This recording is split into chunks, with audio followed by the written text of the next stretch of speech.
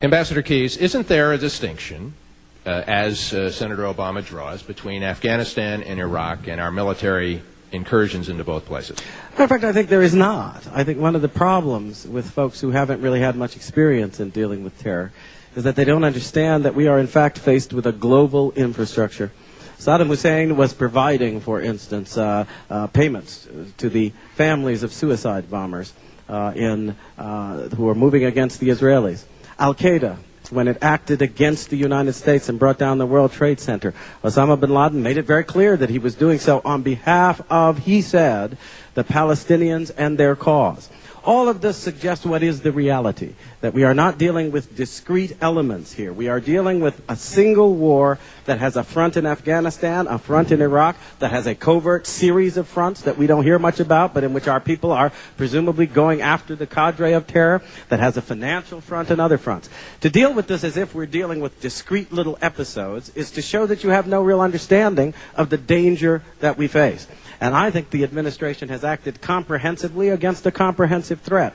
The other thing that I think that naivete neglects is that in the face of the attack that we had on September 11th, it was absolutely essential to send a clear message through the entire terror network that we were not going to allow safe havens, that we were not going to allow states that aided and abetted the terrorists off the hook. This has had its desired effect, by the way, with the Libyans backing away from their commitment, with Syria now talking as if it wants to reach an accommodation. So I think that it's a failure of strategic understanding if one isolates the Iraqi situation and does not see it in the context of what must be the larger mission of the United States to deal with the entire global infrastructure of terror. We have also, of course, created for ourselves a clear base of operations in the Middle East that will then have further implications for others, including Iran, that might want to stir up trouble in the future. So I think we have to be persistent. We have to deal first and foremost with the national security challenge. We must work with others when it comes to the political arrangements for Iraq, but we must put first the safety of the people of the United States as we deal with the insidious threat of terror.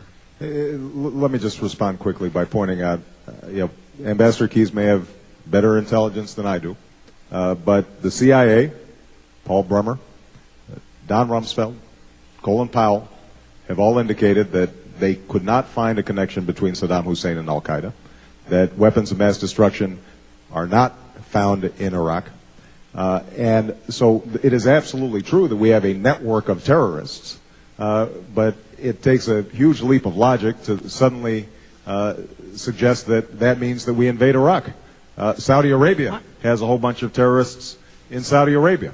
There are a whole bunch of terrorists in Syria and Iran and all across the globe.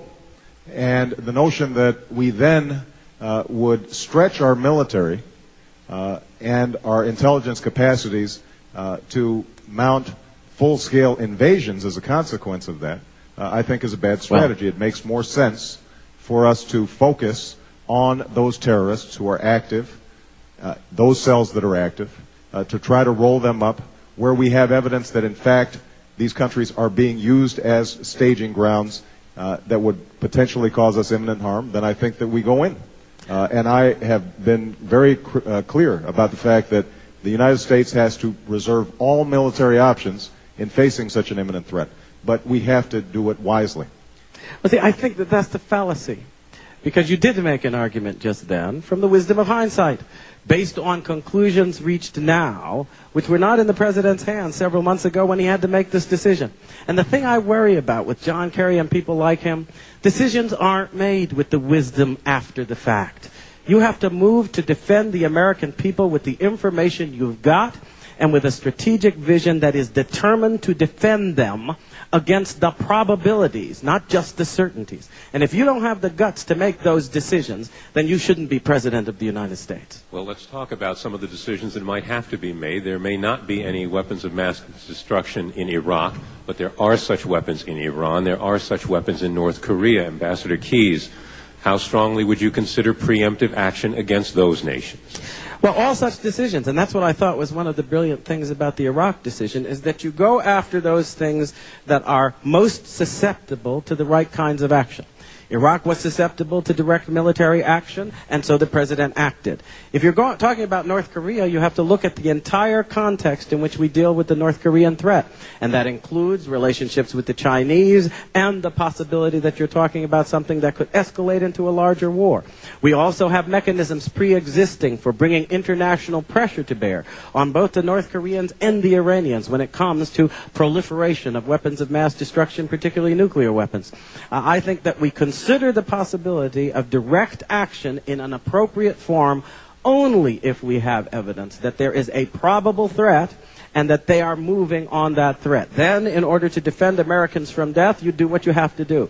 In the meantime, you take advantage of those mechanisms that will allow you to address the problem without necessarily committing the nation to war. And that includes, by the way, a strategy that will work with indigenous elements in Iran in order to promote an alternative to the government there that would be more compatible with international and regional peace and security, more respectful of human rights.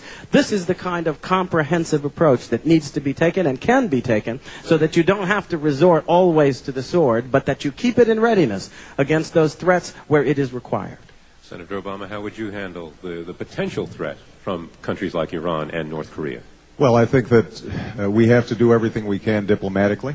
I think that the Bush administration has done the right thing in ratcheting up the pressure on Iran and attempting to ratchet up some pressure in North Korea to see if they will stand down with respect to the development of nuclear weapons.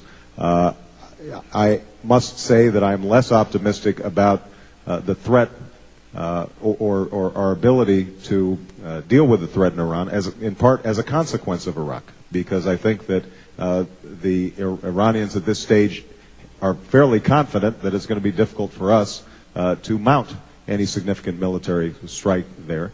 But I would reserve all options, and I've said this publicly, that we have to have all military options reserved in order to deal with these potential nuclear threats. Let me just add one thing that I think is critical, and that is that one thing that it appears Ambassador Keyes and I may agree on is that the single biggest threat that we face is a nuclear weapon or some weapon of mass destruction. What that means is that we have to be extraordinarily aggressive and vigilant in controlling nuclear proliferation. We have a nuclear proliferation treaty and strategy that has failed. I think it failed in Iran. It also failed in North Korea. That has to be rewritten and renegotiated. And I think that we have to rapidly accelerate the manner in which we are locking down nuclear materials in the former Soviet Union. The Lugar-Nunn bill has shown itself to work. Unfortunately, right now it's on a 13-year timetable in which the United States puts in resources to make sure that those resources are secured. I think we can rapidly advance it to the point where we get it down to 4 years. Well, I've got to say, I think that one of the problems is you can't negotiate facts out of existence. When you are dealing with those facts, such as the potential that Iran might have for the development of nuclear weapons, such as Pakistan's possession of nuclear weapons, you have to deal with those facts as realities. It may be true that we have a non-proliferation regime in place. We can seek to bring pressure to bear. But I think we have to be ready to use appropriate tools, and that doesn't necessarily mean that you have a massive invasion of this country or that. It can sometimes mean, as the Israelis have shown, that you move against that capacity as they did when they bombed the nuclear reactors that were being developed in Syria and so forth. These are things that can be done, that need to be part of a comprehensive, forward-looking approach that includes, as I have said, the political dimension in Iran. I think if we are working with indigenous elements in Iran to promote a change in the respect for human rights, a change in the nature of representative government, a move toward a more pacific instead of terroristic approach to international relations, that will also preoccupy the Iranians in ways that will keep them from trying to stir up trouble either for us or for others in the region.